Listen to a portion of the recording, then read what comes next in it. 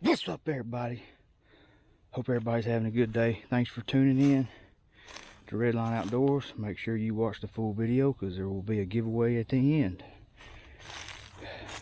So today's video is going to be about this new spot that I found down here in Louisiana, and hopefully it can help somebody out that's watching this, that's having a hard time struggling trying to find a spot to hunt. Maybe this can put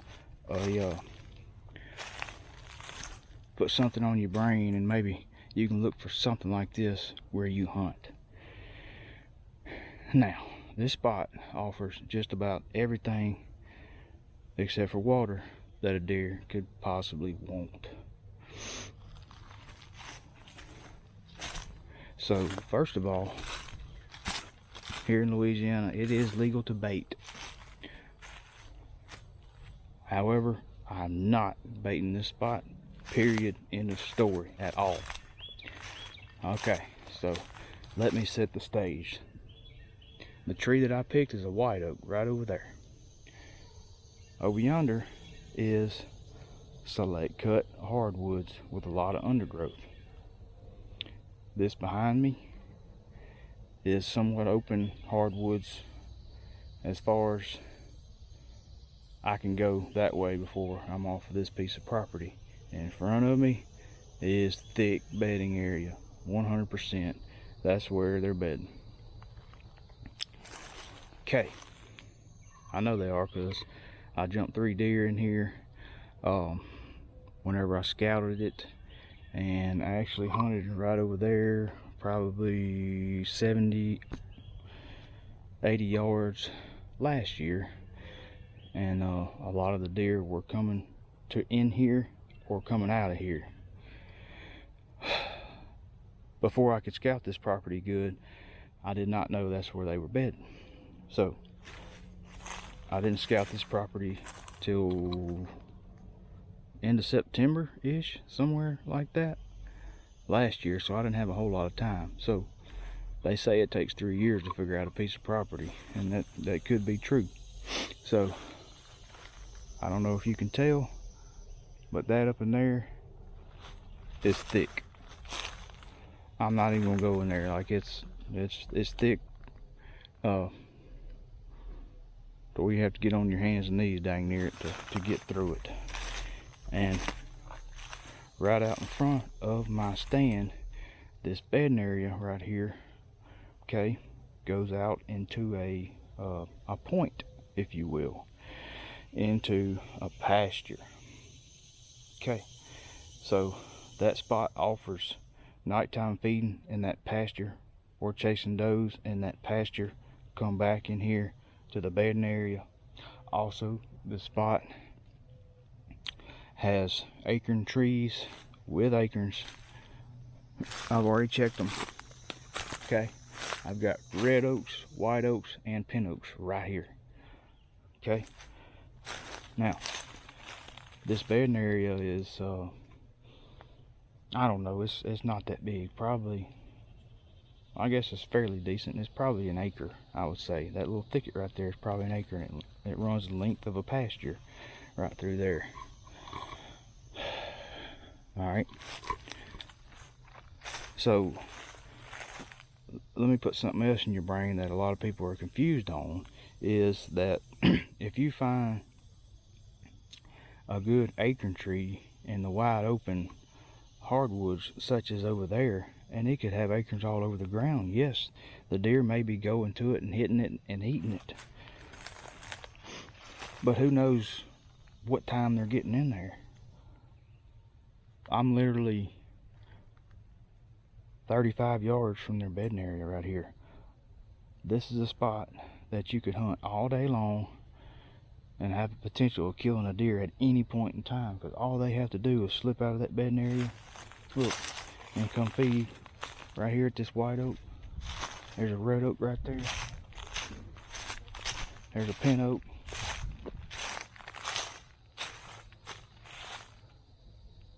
And all they had to do was walk 35 yards to get to it.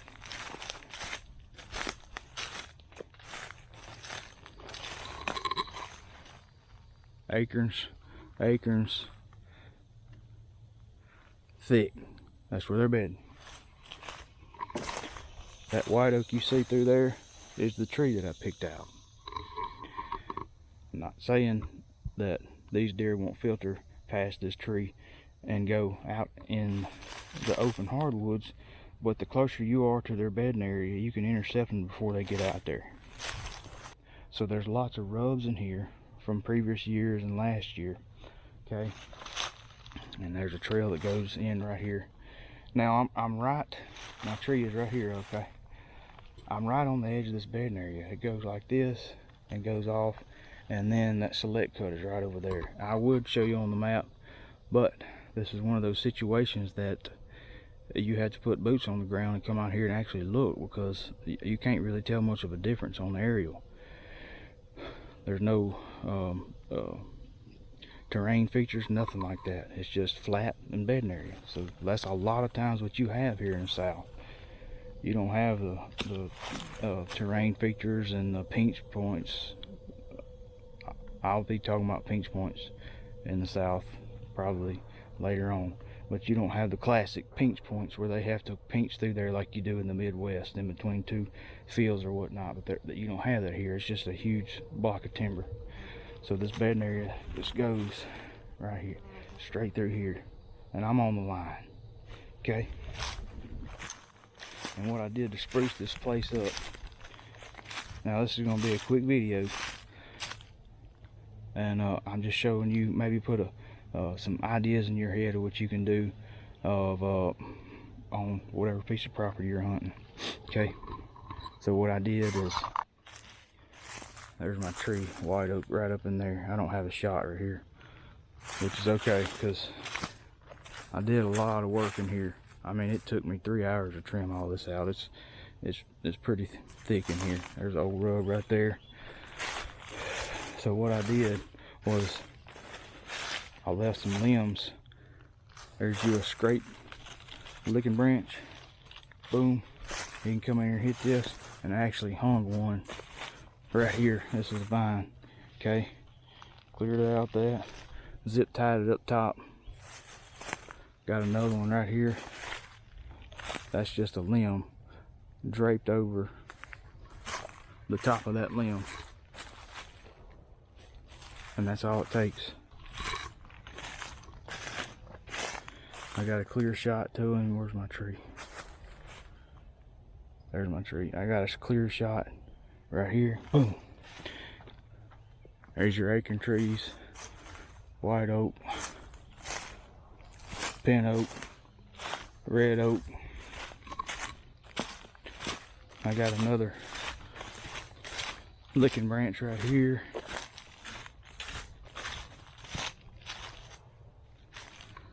Zip tied. There's my tree right over there. Now, when I was initially scouting for this spot, I marked a trail and it went into the bedding area over here. And that trail is a little bit further than I like to shoot from the tree I've got picked out, but I went ahead and cleared a lane from my tree. My tree is right back behind us in that white oak, and I cleared us a lane straight through here that we can shoot. We've got one shot. Now on the trail down there, I put another licking branch.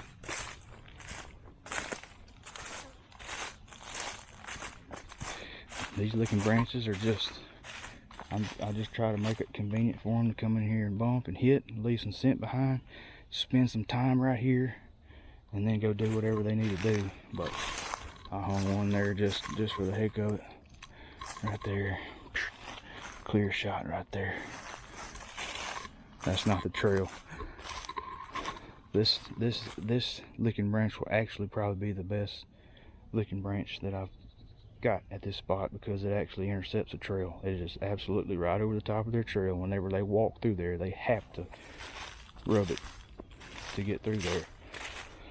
So a buck will stop and spend some time enough time for you to pull off a shot in the middle of this trail, where rather than you having to bleed at him and stop him. But you might not can even see it, but here's the trail. It goes through there, a little dim trail, okay, and it goes up in there into the bedding area again. I know for a fact because I jumped deer in there. There's lots of rubs in there too. Okay, here's the vine that I hung it with another zip tie, and I've got several little limbs hanging off of this one. There's a limb. They can hit this one, or this one. The trail goes just like that. And there's my tree. My tree is 40 yards. Actually, it's about 38. I prefer not to take that shot, but hopefully he'll stop right here, chill out for a minute, and possibly come closer, or it might even be closer. It might be 35. I just stepped it off. I don't have a rangefinder when I stepped it off, but anyway.